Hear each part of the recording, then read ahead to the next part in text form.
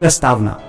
जीवन के हर मोड़ पर हम सुख दुख, मोह ममता, लोभ लालच और इच्छाओं के जाल में फंस जाते हैं। हम मानते हैं कि यही संसार वास्तविक है, यही हमारा सब कुछ है। परंतु भगवत गीता में भगवान श्री कृष्ण स्पष्ट रूप से बताते हैं कि ये संसार केवल एक माया है, एक भ्रम, एक मोहक आवरण जो आत्मा की असली पहचान को ढक देता है। तो सवाल उठता है, आखिर माया क्या है और माया से मुक्ति कैसे मिल सकती है? माया क्या है? माया शब्द का अर्थ है भ्रम, आभास या झूठा आभास। ये वो शक्ति है जिसके कारण हम अस्थायी चीजों को स्थायी मान लेते हैं। ये वो पर्दा है जो आत्मा और परमात्मा के बीच खड़ा हो जाता है। ये वो शक्ति है जिससे हम शरीर को ही मैं मान बैठते हैं और आत्मा की असली पहचान को भूल जाते हैं। श्री कृष्ण ने गीता में कहा है, दैवी हेषा गुणमयी मम माया दुरत्या, अर्थात ये माया मेरी दिव्य शक्ति है जो 3 गुणों सत्व, रज और तम से बनी हुई है और इसे पार करना अत्यंत कठिन है। माया के प्रकार। 1. भौतिक माया, संसार का मोह, धन, संपत्ति, पद, प्रतिष्ठा और परिवार के मोह में फंसना। 2. अज्ञान माया, आत्मा को न पहचान पाना और खुद को केवल शरीर मान लेना। 3. वासना और इच्छाओं की माया, तृष्णा, भोग और असंतोष का अंतहीन चक्र। माया का प्रभाव। माया इंसान को अनंत चक्र, जन्म और मृत्यु में बांध देती है। ये हमें अहंकार, क्रोध, लोभ, मोह और काम में उलझाकर आत्मज्ञान से दूर कर देती है। माया का सबसे बड़ा प्रभाव यह है कि ये हमें सत्य और असत्य में भेद करना नहीं सीखने देती। श्री कृष्ण के अनुसार माया से मुक्ति कैसे मिले? भगवान गीता में माया से मुक्ति के कई उपाय बताते हैं। 1. ज्ञान योग, आत्मज्ञान।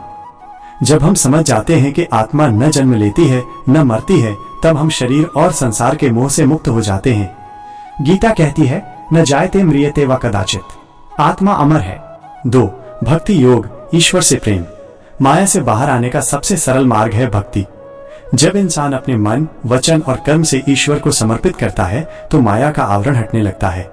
श्री कृष्ण कहते हैं, माँ एव ये प्रपद्यन्ते माया मेता तरंतीते, जो मेरी शरण में आता है वही माया को पार कर सकता है।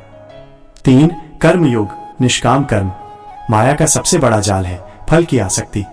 श्री कृष्ण अर्जुन से कहते हैं, कर्मण्येवाधिकारस्ते मा फलेषु कदाचन, यानी कर्म करते रहो लेकिन फल की चिंता मत करो। जब हम कर्म को ईश्वर को समर्पित कर देते हैं तो माया का प्रभाव कम हो जाता है। 4. संग से मुक्ति, आसक्ति रहित जीवन। माया से मुक्ति पाने के लिए जरूरी है कि हम संसार में रहते हुए भी आसक्त न हों। परिवार, धन और समाज का पालन करें लेकिन उसमें बंधकर न रह जाएं।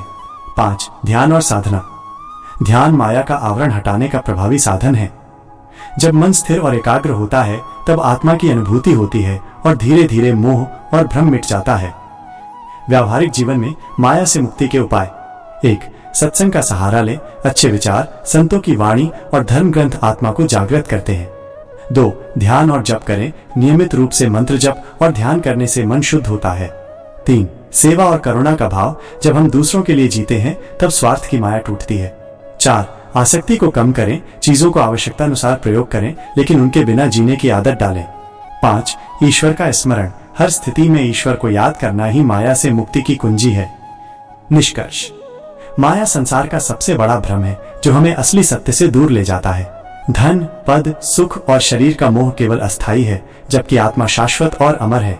भगवान श्री कृष्ण गीता में यही सिखाते हैं कि ज्ञान से अज्ञान मिटेगा, भक्ति से हृदय शुद्ध होगा, निष्काम कर्म से बंधन टूटेंगे और अंततः हम माया से मुक्त होकर परमात्मा से जुड़ सकेंगे। अंतिम सत्य यही है कि माया से मुक्ति केवल ईश्वर की शरण लेकर ही संभव है।